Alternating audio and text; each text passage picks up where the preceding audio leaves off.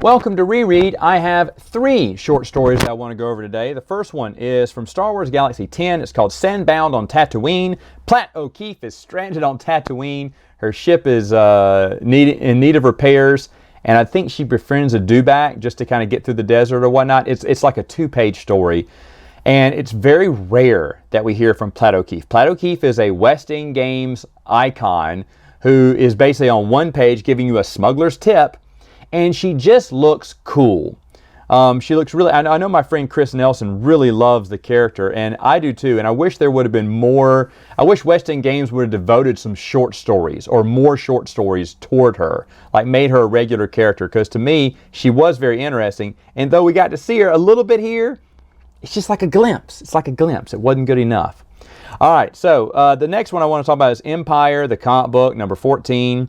This takes place right after A New Hope. Vader is basically in his TIE fighter, kind of getting it under control. He makes it to the nearest planet, crashes because his TIE fighter is damaged.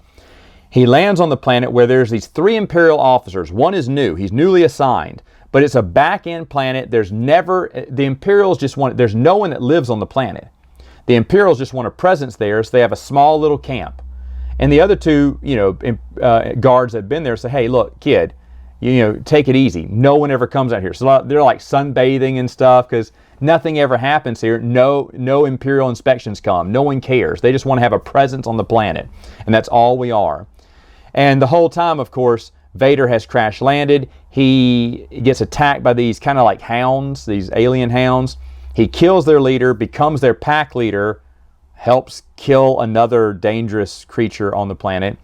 And then as the rookie generally accepts that, okay, I guess I'm here. Pass me that bottle of champagne. Let's party. And like, see, now you're talking. And Darth Vader arrives and sees them all like goofing off. They're not even in their, I don't think they're in their Imperial dress either. And so he just kind of walks past them, gets into their shuttle, blasts off, but leaves the pack of alien, hounds there, and they just tear him apart. And when Vader gets to a Star Destroyer or Coruscant, I can't remember where he gets back home, they go, Lord Vader. He goes, yes, inform the Emperor that I am here and I will be with I will update him shortly on the current events. He said, oh, and send out replacements for the planet so-and-so. That station is unmanned.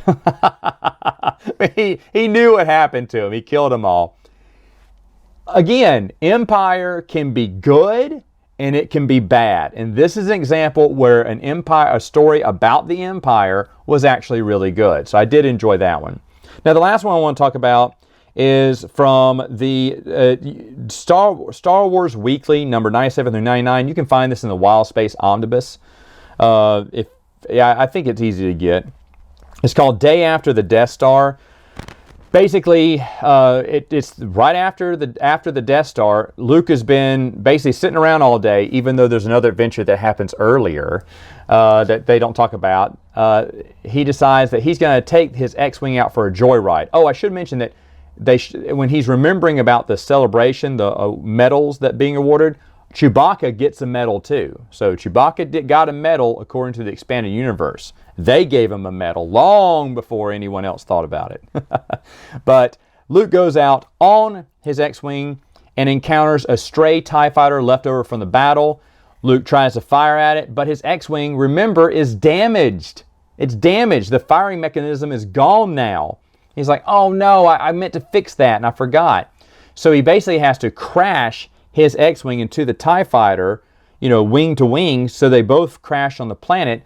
They struggle, they make it out of their ships, and then they fight on the ground a little bit.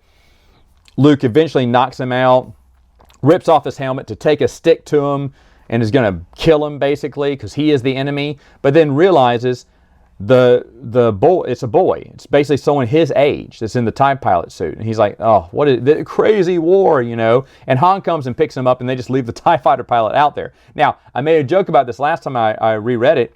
I read I did a review on it the first time, but as you all know, that TIE fighter pilot comes back into the storyline way on down the list in Kevin J. Anderson's Young Jedi Knights.